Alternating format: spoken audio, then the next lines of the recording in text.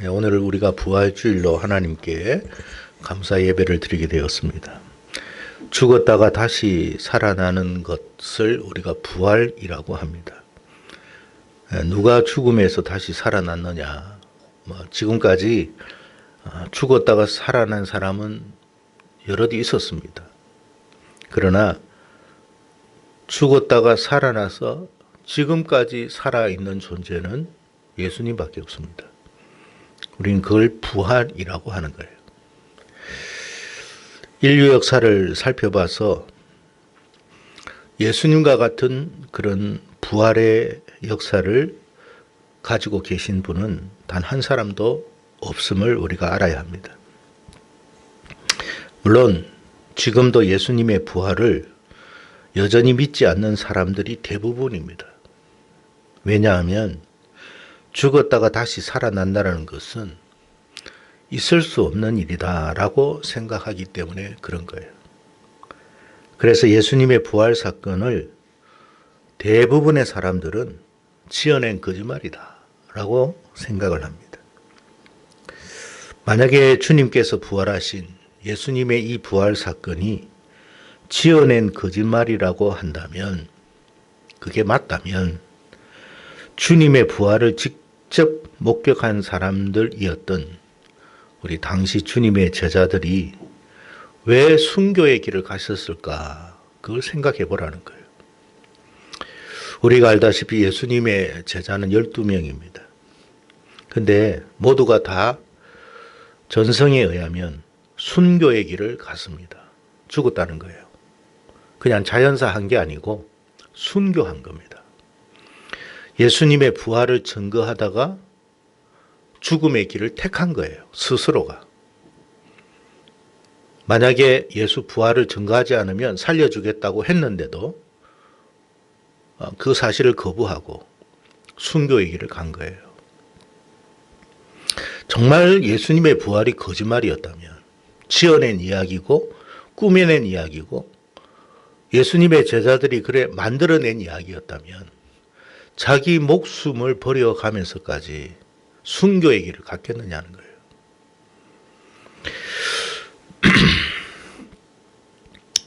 먼저 큰 야고보, 우리가 잘 아는 큰 야고보, 요한의 형이죠.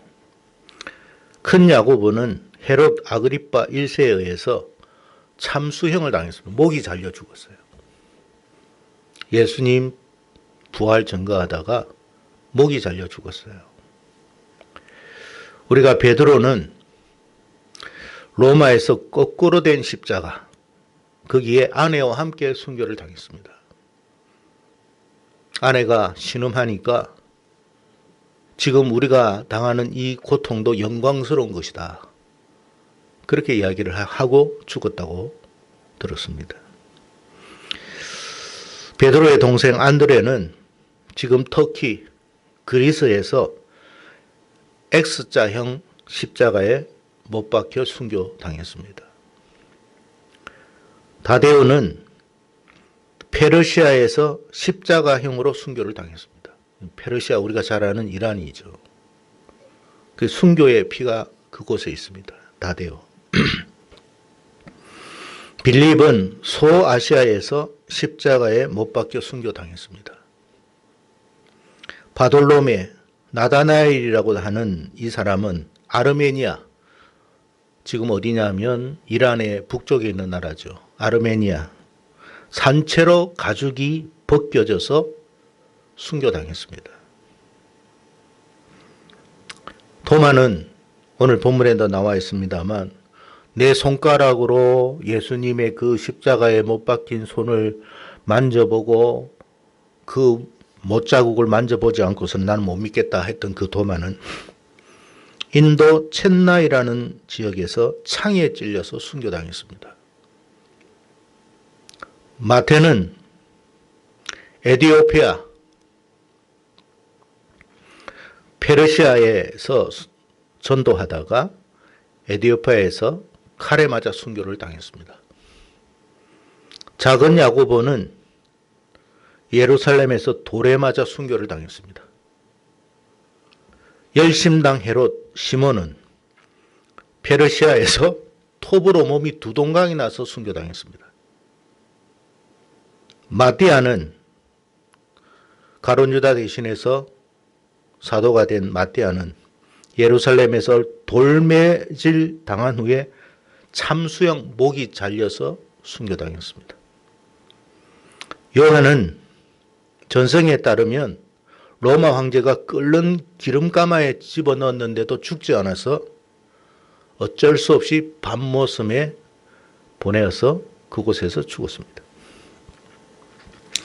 여러분, 만약에 예수님의 십자가 사건이 거짓말이었다면, 다시 살아난 사건이 아니었다면, 과연 이들이 한 사람도 아니고 모두가 이렇게 비참한 최후의 길을, 순교의 길을 걸어갔겠느냐 하는 거예요. 정말 지어낸 이야기라면. 다 그렇게 할 수는 없어요. 진짜라도 죽으려고 할 때 목숨이 두려워서 우리가 여러분 진실도 외면하는 인생들인데 지어낸 거짓말을 위해서 순교를 한다? 있을 수 없는 일이에요.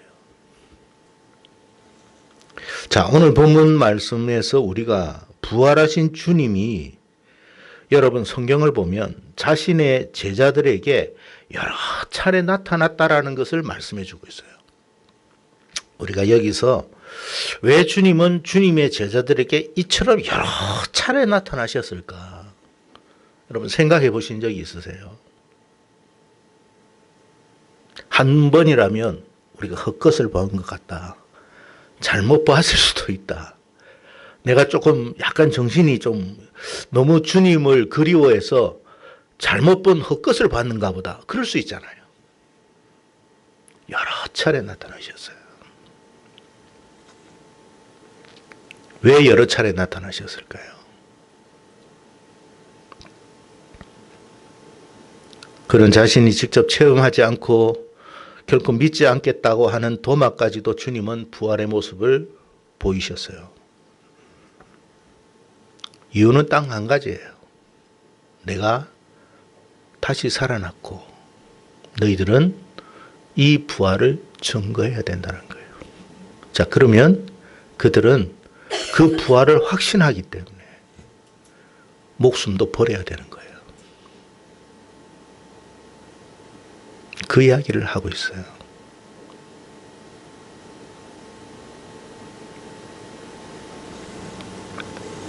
우리는 부활하신 주님 만나면 좋겠다 그러죠. 단서가 있습니다. 순교해야 됩니다.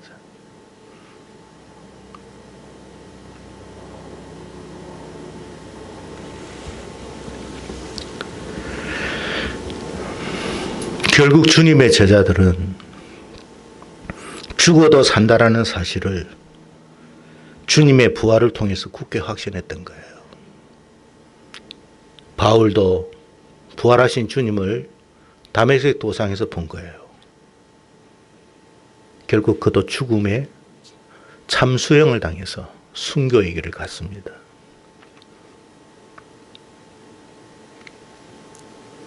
주님의 부활을 직접 목격하면 우리의 목숨도 내놔야 되는 거예요. 그래서 더 많은 사람들에게 주님을 증거해야 되는 거예요. 어떻게 주님의 부활하심을 한번 목격하고 싶어요?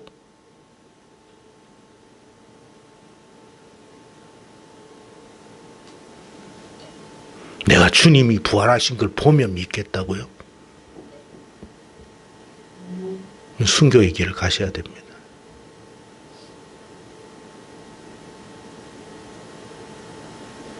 아무나 가죽이 벗겨지고 몸뚱아리가 톱으로 갈라지는 그 길을 쉽게 갈 수 있는 게 아니에요.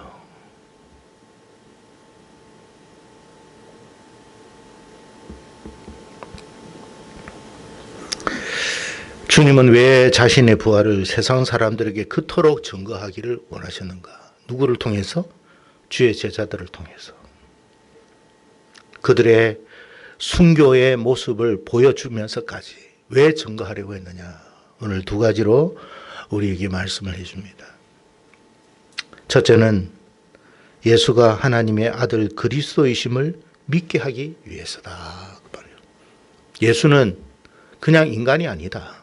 우리는 예수를 4대 성인 중에 한 사람으로만 생각을 하는데 요한은 분명히 말합니다. 그분은 하나님이시다. 인간의 몸을 입고 온 하나님이셨다. 그 사실을 믿게 하기 위해서 그렇다. 사람들은 예수를 그냥 그래서 막달라 마리아하고 결혼을 했다고 말하는 사람도 있고 예수가 어떻다 저떻다 말하는 사람도 있고 예수는 하나님이 아니라고 말하는 사람도 있고 그냥 예수는 선지자라고 말하는 사람도 있고 그럴 것 같으면 예수는 여러분 부활할 수가 없어요. 선지자들도 다 죽었잖아요. 선지자들이 하나님의 여러분 아들이었다면 다 살아났겠죠. 그분들이 하나님이었다면 살아났을 거예요. 살아나신 분은 예수밖에 없어요.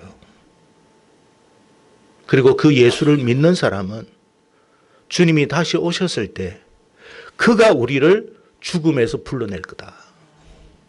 나사로처럼.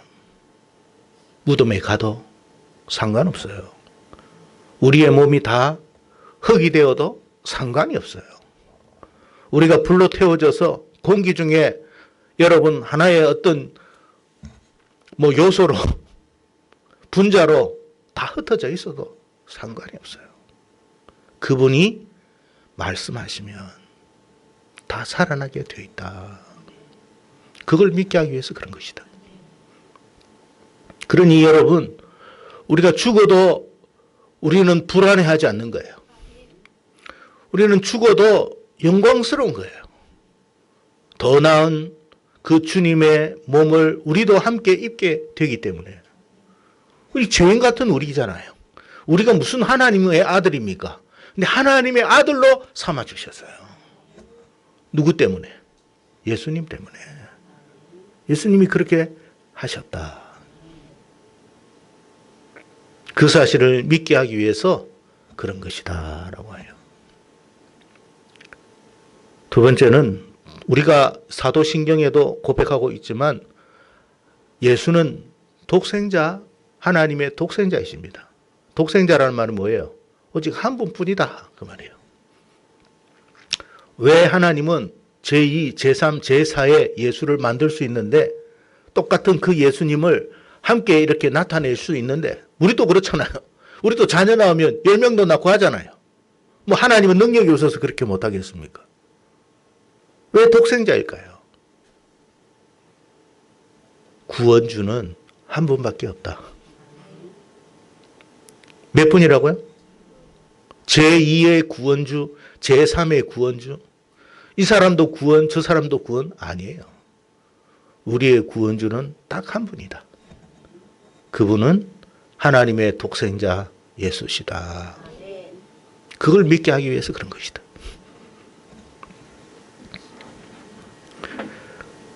그리고 예수님의 구원주가 딱 한 분이기 때문에 그 주님의 십자가의 사역은 완전한 구원 사역이다. 완전한. 불완전한 게 아니에요. 여러분 제2, 제3이 있다는 것은 완전하지 못하다는 뜻이에요. 예수님 외에도 또 구원주가 있다? 그럼 예수님의 구원은 완전한 구원이 아니에요. 불완전한 구원이에요. 그러나 여러분 예수님의 구원은 완전하시다. 단번에 이루어지신 구원이시다. 오늘날 여러분 이제 보십시오. 이제 종교가 통합이 될 거예요. 아주 대단한 사람들이 그건 분명히 성경에 있으니까 그렇게 이야기할 거예요. 세계도 이제 정치적으로도 통일이 될 겁니다.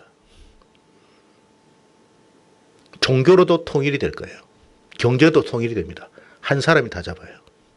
누가 잡을지는 보면 알겠죠. 근데 경제만 잡는 게 아니에요. 정치만 잡는 게 아니에요. 종교까지 다 잡을 거예요. 그리고 모든 이 땅에 있는 모든 사람들, 거짓 목사들까지 다 포함해서 그가 메시아라고 할 겁니다. 그가 메시아라고 할 거예요. 그래서 여러분 지금 종교 통합이 슬슬 일어나고 있는 거예요. 기독교라는 자체를 자꾸 흐립니다. 예수라는 복음 그것 흐리고 있어요. 아이고 불교에도 구원이 있잖아. 맞아. 이슬람에도 구원이 있잖아. 맞아. 얼마나 좋아. 지금 왜 싸우는 거야? 다 종교 때문에 싸우는 거야. 지금 종교 때문에 싸우는 것 같아요? 돈 때문에 싸우는 거예요. 그게 여러분 중동에 여러분 기름이 안 나온다고 보십시오. 그 왜 전쟁하겠어요?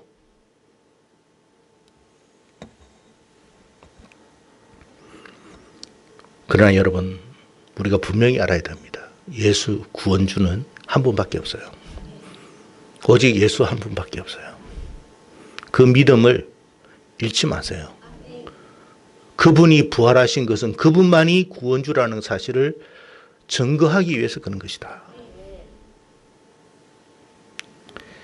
그래서 여러분 다른 어떤 목회자 유명한 목회자를 할지라도 신학 교수를 할지라도 우리가 들어볼 때 그런 유명한 분이 책도 많이 쓴 그 유명한 분이 책을 수천 권을 쓰고 수만 권을 써도 아닌 건 아닌 거예요.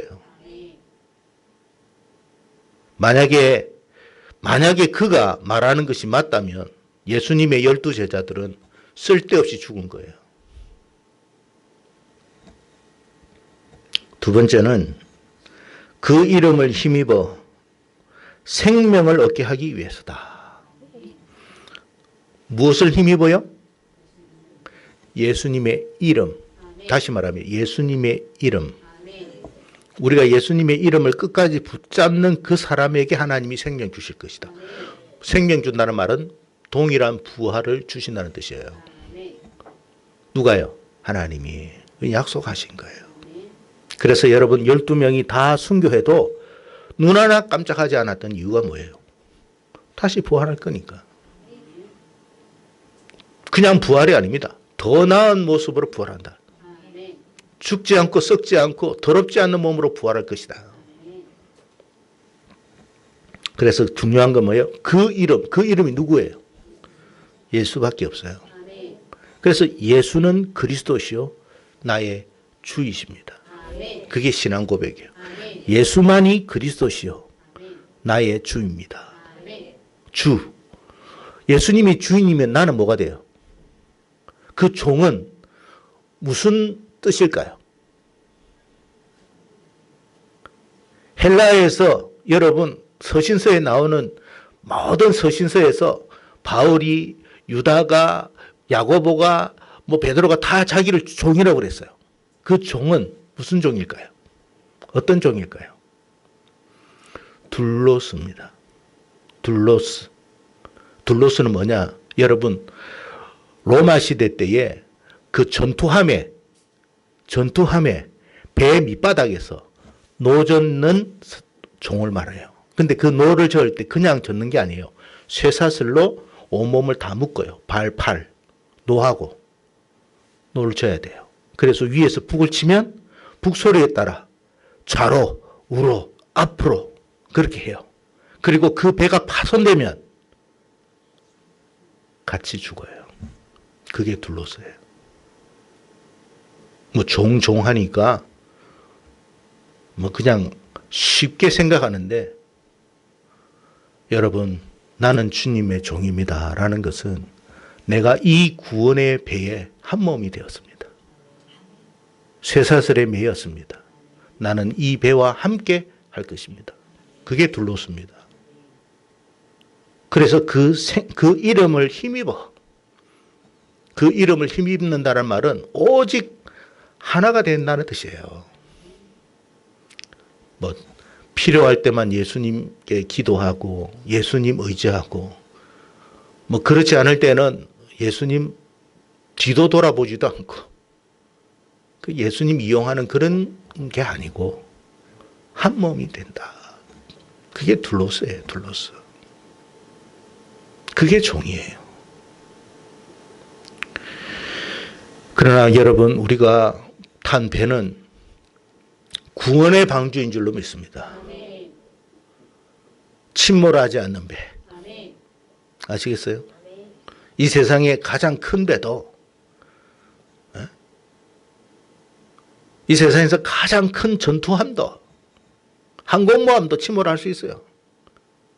예수 구원의 배는 침몰하지 않아요. 그걸 우리가 믿는 거예요.